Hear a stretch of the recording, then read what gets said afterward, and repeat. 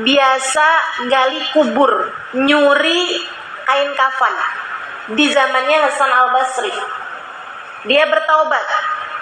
Orang ini biasanya kerjaannya haram, yaitu nyuri kain kafan. Orang meninggal dunia sama dia ditandain, nanti malamnya diambil kain kafannya, dicuri, kemudian dikuburkan lagi. Orang itu nggak pakai kain kafan. Jahat bener kan? Dia kemudian bertaubat, teman-teman saya sekalian. Taubat nih dari kerjaannya tersebut. Tapi kemudian dia mengadakan pengakuan kepada Sayyidina Hasan Al-Basri. Dia bilang, Tuan, tau nggak Tuan, saya sekarang kan udah taubat nih, tapi saya mau kasih tahu sama Tuan ini satu fakta. Saya sudah menggali 300 kuburan orang Islam, yang memang kebanyakan yang digali sama dia itu adalah kuburan orang-orang yang gak dijaga sama Allah. Kalau orang tersebut orang yang terjaga sama Allah, insya Allah gak akan sama Allah, gak akan dibiarkan kuburannya, kafannya dicuri sama orang ini kan. Orang yang terjaga sama Allah dunia dan akhirat, teman-teman saudaraku sekalian, dijaga waktu di dunia, dijaga pula waktu di akhirat. Man hafadallah fis sighar hafadahullah fil kibar. Siapa yang suka jaga Allah di masa muda, dia akan dijaga oleh Allah di masa tua. Apalagi sudah kematian, dijaga dong sama Allah SWT. Dia ngaku, dia bilang, saya udah mencuri 300 akfanan. 300 kafanan, 300 kain kafan dari orang yang udah meninggal dunia. Tidak ada yang saya dapati menghadap kiblat ketika saya gali kuburnya kecuali 3 orang. Dari 300 kuburan orang Islam yang saya dapati ngadep ke arah kiblat hanya 3 orang aja. Sisanya 297 ketika saya dapati kuburannya di dalam kuburnya tidak menghadap ke arah kiblat. Emang waktu dikuburin keliru gitu orang nggak ngadepin ke arah kiblat? Ngadep. Habis dikuburin, pertanyaan kubur nih apa, dibalikin sama Allah SWT sesuai dengan kadar keimanannya, sesuai dengan keadaan keimanannya. Artinya 297 dari 300 orang yang katanya meninggal sebagai orang Islam, ternyata di mata Allah tidak dianggap sebagai orang Islam. Betapa sangat mungkinnya aku, kamu, kita semua menjadi salah seorang di antara mereka. Betapa sangat mungkinnya di hadapan Allah kita dianggap sebagai orang yang bukan muslim, teman-teman sekalian. Kenapa gitu, wahai imam? Saya nih mau nanya kepadamu, kenapa nih orang mati di antara orang Islam, dikafanin dengan kafan orang Islam, dikuburkan menghadap kiblat, tapi ternyata di hadapan Allah tidak dianggap sebagai orang Islam? Apa katanya Sayyidina Hasan Al-Basri? Seseorang yang memandang dengan cahaya kewalian. Seorang yang memandang dengan cahaya kewalian, teman-teman saya sekalian. Seseorang, Hasan Al-Basri ini muridnya Sayyidina Ali, murid terbaik Sayyidina Ali bin Abi Thalib karramallahu wajhah radhiyallahu ta'ala anhu. Seorang tabi'in, seorang ulama yang luar biasa, masya Allahnya, anak angkat dari Sayyidah Salamah, istri, salah satu istri dari baginda Nabi Muhammad. Bahkan bukan anak angkat, anak susu Sayyidah Salamah. Ini dikasih air susunya juga sebagai sebuah karamah atas cintanya. Jadi Hasan Al-Basri itu, teman-teman sekalian, adalah anak dari budaknya Salamah.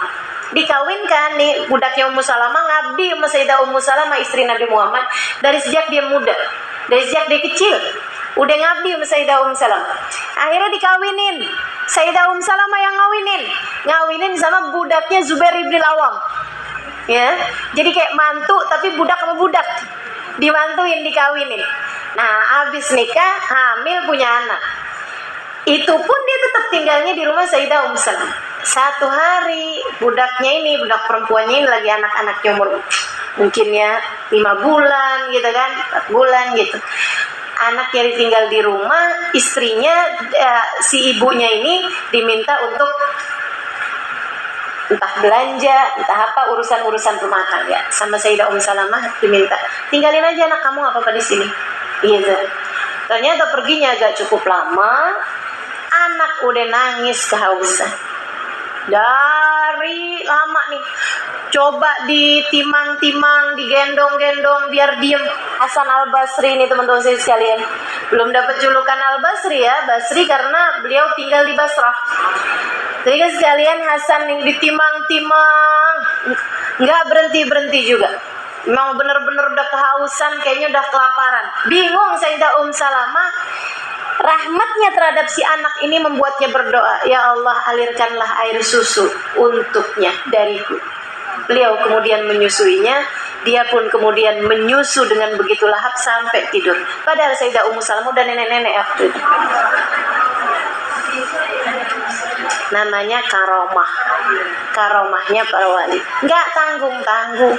Yang jadi ibu susunya adalah istri Nabi, yang artinya kalau dapetin masa hidupnya Nabi, maka Nabi Muhammad adalah ayah susunya. Sayyidina Hasan Al-Basri alaihi ridwanullah, kemudian beliau menjadi salah satu murid terbaik Sayyidina Ali bin Abi Thalib, sampai kemudian ketika dewasa beliau pindah hijrah ke Basrah dan berdakwah di sana. Nah ini teman-teman saya sekalian, apa katanya Sayyidina Hasan Al-Basri mendapati fenomena 300 jenazah muslim yang ternyata ngadep kiblat hanya 3 orang aja. Artinya 297 dianggap di sisi Allah sebagai bukan muslim. Apa kata Hasan Al-Basri? Apa yang bikin dia seperti itu? Beliau mengatakan, ya ghadana ya ashana yuhawwiluhum an jihatil qiblah. Ketakutan mereka terhadap makan siang dan makan malam mereka telah menghancurkan mereka, telah memalingkan mereka dari arah kiblat. Terlalu khawatir, kalau saya nggak laku dagangan saya besok makan apa?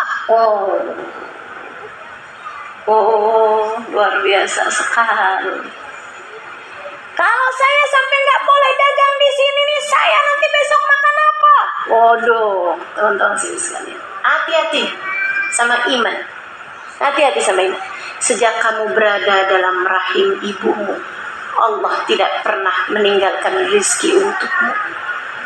Kamu masih belum bisa ngunyah, kamu bahkan belum bisa nelen, Allah alirkan aliran darah sebagai rizki bagimu ketika kamu berada dalam rahim ibumu.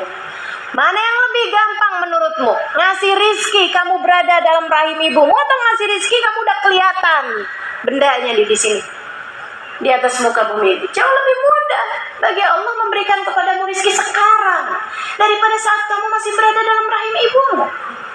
Kamu berada dalam rahim ibu aja, Allah nggak pernah kurang-kurang ngasih kepadamu rizki. Ada yang ingat pernah kelaparan sedang dia berada dalam rahim ibunya?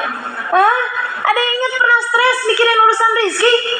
Ada yang pernah pusing, ya ampun ibu saya ini makan pedas mulu, saya jadinya kepanasan dalam perut? Pernah kayak begitu? Nggak pernah. Allah alirkan rizki lewat ibumu. Sampai ketika kamu nggak kepengen pedas, Allah bikin ibumu nggak akan pernah berani makan pedas. Betul? Makanya sampai ketika orang hamil, makanan-makanan yang biasanya dia nggak pernah suka, jadi suka. Kenapa gitu? Karena yang lagi mau dikasih rizki bukan cuma kamu, tapi anak yang ada dalam kandungan. Kurang apa Allah kepadamu sampai kamu sekarang merasa kurang yakin sama rizki yang Allah berikan padamu? Teman-teman saya sekalian, hati-hati sama perasaanmu sendiri. Hati-hati, ia bisa mencabut iman yang sudah Allah karuniakan dalam hati. Alhamdulillah, Allah pemberi rizki dari sekarang, besok, sampai kamu mati. Tidak akan pernah ada jatah rizki yang sudah dituliskan untukmu tidak menjadi kepemilikanmu. Gak ada ceritanya. Sebagaimana gak ada ceritanya rizki yang seharusnya dituliskan bagi orang lain kemudian nyampe kepada kamu. Dia menghalangkan rizki saya. Nah, itu kalimat salah tuh. Kalimat salah. Gak ada ceritanya orang ngalangin rizki. Kalau yang jadi rizkimu pasti akan sampai kepadamu meski orang seluruh dunia menghalangkan rizki kepadamu. Kalau tidak menjadi jatah rizkimu, gak akan sampai kepadamu meski orang sedunia memberikannya padamu. Hati-hati sama keraguan, teman-teman saya sekalian, bisa menghalangkanmu dari arah kiblat. bisa membuatmu dianggap tidak beriman. Allah yang selama ini ngasih rizki, ngelihat hati kamu kok ragu-ragu kayak begitu. Kata Allah, dia gak ngerti diuntung. Aku udah karuniakan iman, udah aku perkenalkan diriku kepadanya sebagai pemberi rizki. Aku udah sampaikan dalam Al-Quran, udah jelas aku katakan, War-Razzaq Dzul Quwwatil Matin, Allah lah satu sang pemberi rizki, dialah pemilik kekuatan satu-satunya. Dia masih ragu-ragu, dikirain aku gak bisa ngasih kepada dia rizki, gak ngerti diuntung, aku cabut imannya. Dia gak ada beda dengan orang yang tidak beriman padaku. Allah cabut iman dari dalam hatimu. Dan kalau kamu udah tercabut iman dari dalam hatimu oleh Allah, siapa yang bisa mengembalikannya? Siapa yang bisa balikin? Teman-teman sekalian, hati-hati sama penyakit asyak fillah, ragu-ragu sama Allah. Hati-hati. Hati-hati.